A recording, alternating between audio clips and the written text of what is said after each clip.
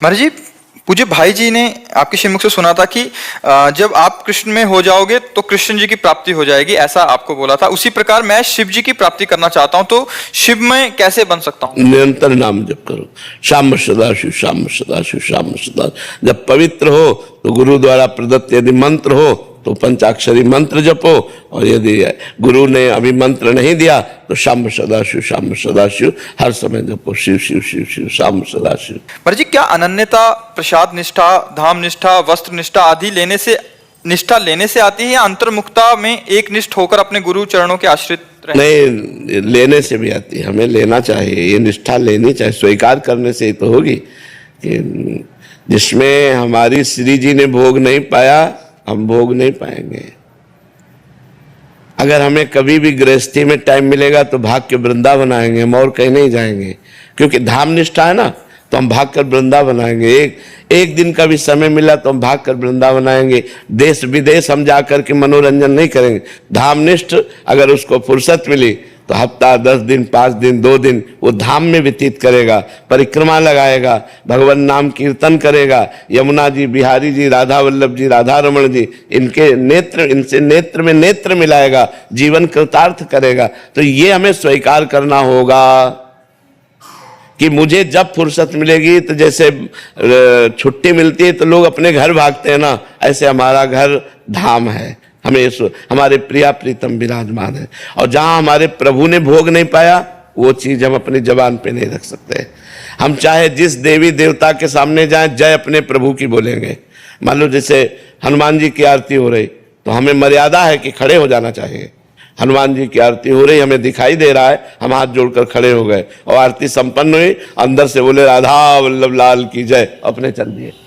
अपने इष्ट को ही सर्वत्र देखना, इष्ट की ही जय जयकार करना, इष्ट की ही जूठन पाना, इष्ट का ही चिंतन करना, ये सांगो पांग उपासना अनन्य प्रेम को प्रदान करती है। ऐसा करना चाहिए। परी सिंह जी, जी गुरु जी, एक भक्त का लक्षण क्या होना चाहिए?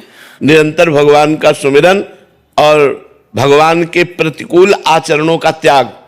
शास्त्र सम्मत आचरण और भगवान का सुमिरन, 2 शब्द में समझ लो, इतने से ही महान भक्त बन जाएगा। भगवान के अनुकूल आचरण, प्रतिकूल आचरणों का त्याग, प्रतिकूलस्य विसर्जनम। कभी भूल कर भगवान के प्रतिकूल आचरण न बने और भगवान का सुमिरन हर समय चलता रहे। तो इसी से सब भक्ति के लक्षण आ जाएंगे। श्रवणम कीर्तनम स्मरणम विष्णुपाद सेवनम अर्चनम बंदनम दास्य सख्य आत्मनिवेदनम। भजन से सब पूरे हो जाते हैं। भजन करोगे तो भगवत चर्चा सुनने का तुम्हें नशा हो जाएगा। जैसे आप लोग बैठे हैं, क्या सुनने आए? भगवान की बातें सुनने आए ना। तो आप लोगों के हृदय में जिज्ञासा हुई ना, कैसे भगवान है, क्या भगवान का विषय, क्या भगवत मार्ग है, चलो संत के पास चलते हैं। ये अनेक जन्मों के जब पुण्य एकत्रित होते हैं तब ये सौभाग्य मिलता है जो आप सुन रहे हो। बड़े भाग पाइब सत्संगा और बिना प्रयास होए भवभंगा। संतों का संग भगवान की कृपा से होता है, और सत्संग मिला कि संसार के दोष दुर्गुण नष्ट होना शुरू हुए और सद्गुण दैवी संपदा प्रकट होने लगी। भगवान प्रसन्न हो जाएंगे। ध्यान क्यों भटकता है? अभ्यास नहीं है। अभ्यास नहीं, अभ्यास करो, ध्यान एकत्रित होने लगेगा। अभ्यास योग युक्तेन चित्तसा नान्यगामिना। ऐसा अभ्यास करो कि चित्त कहीं बाहर जाए ना, प्रभु में लगा रहे। अब अभ्यास नहीं किया इसलिए भटक रहा है। अब जैसे हमसे कहा जाए पिस्तौल रख दो, गोली रख दो, कह दो गोली मारो, तो नहीं, क्यों? कभी भरा ही नहीं, कभी निशाना ही नहीं लगाया। लेकिन आर्मी वाले से बोलो, वैसे देखते फटाक से मार देगा। क्यों? उसने अभ्यास किया है, उसने अभ्यास किया है। ऐसे ही जैसे अपने लोग हैं, बचपन से अभ्यास किए भगवान के भजन का, 1 सेकेंड लगा खींच के अपने स्वरूप में।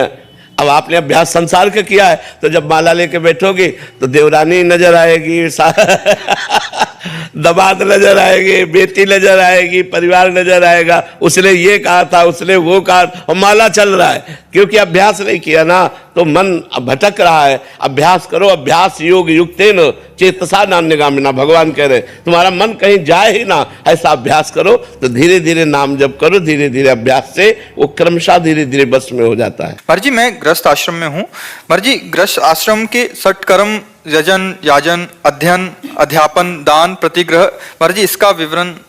अरे भैया, ये सब ग्रंथ में लिखे रह गए, अब कहाँ चल रहा है? बहुत विचित्र खेल है। अब कहाँ चल रहा है? जो 62 कर्म लिखे हुए हैं, अब कहाँ रह गया है। शास्त्र की पद्धति के अनुसार जीविका करना, ये तो बड़ा दुर्लभ विषय हो गया। कोई बिरला ऐसा होगा जो शास्त्र के अनुसार अपनी जीविका चला रहा हो, नहीं तो बड़ा मुश्किल है। अध्ययन करना, अध्ययन कराना, शास्त्र के अनुसार जो मतलब है, यज्ञ करना, यज्ञ कराना, दान लेना और दान देना, बहुत कठिन बात हो गई है। त्रिकाल संध्या करना, तीनों काल संध्या करना, बलिवैश्य देव करना, रोज ब्रह्म तर्पण करना, रोज गायत्री अनुष्ठान करना, अपने धर्म से चलना, ऐसे ब्राह्मणों के लिए वंदना की गई है जो पूरे जगत का मंगल करने की सामर्थ्य रखते हैं, ऐसे ब्रह्म। अब शास्त्रों में लिखा रह गया है, शास्त्रों में लिखा रह गया। कोई, हम ऐसा नहीं कहते कि नहीं कोई पालन नहीं करता, करता होगा, पर कोई करोड़ों में एक। अब जो अवस्था यज्ञोपवीत धारण करने की है वो उद्दंडता में व्यतीत कर रहे हैं। यज्ञोपवीत का कौन से ब्राह्मण बालक जो गुरुकुल में हैं, जो माता पिता के अनुशासन में धर्मज्ञ पुरुषों के घर में, उनकी बात तो अलग है। नहीं, कौन 4 बजे उठकर ब्रह्म मुहूर्त में माता पिता के चरण छूकर स्नान करके और देव तर्पण गायत्री जप अनुष्ठान, कौन? कोई करता होगा, हम कहते करते हैं। अब जैसे काशी में है, आप देखो तो वहाँ करते ही मिलेंगे, क्योंकि वो भगवान शिव की नगरी। बहुत से ऐसे पवित्र देश हैं, पवित्र क्षेत्र हैं, पवित्र घर हैं जिनमें अनुष्ठान हो रहे होंगे। लेकिन अब समय बहुत विचित्र कलयुग का आ गया है कि अपने धर्म के अनुसार जीविका चलाना बड़ा कठिन हो गया, बड़ा कठिन हो गया है। बहुत विचित्र समय आ गया है। तो इसलिए हमें लगता है धन्य है उनका जीवन जो शास्त्र के अनुसार अपने जीवन को व्यतीत करते हैं। यही सबसे बड़ी बात है, स्वस्थता यही है।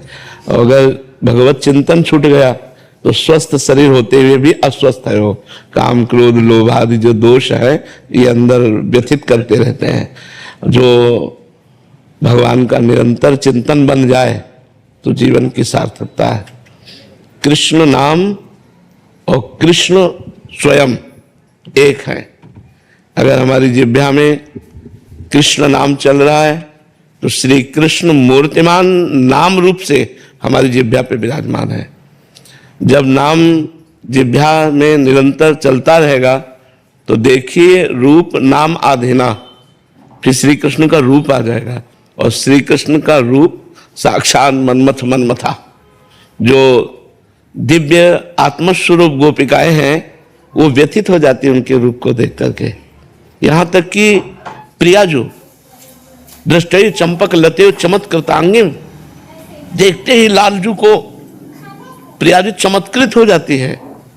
ऐसे एक पद में वर्णन करते हैं कि नंद के लाल हर्यो मन मोर, हो अपने मोतिन लरपोवत काकर डारी गयो सखी भोर, बंक विलोकन चाल छबीली रसिक शिरोमणि नंद किशोर, कई कैसे मन रहत श्रवण सुनि सरस मधुर मुरली की घोर।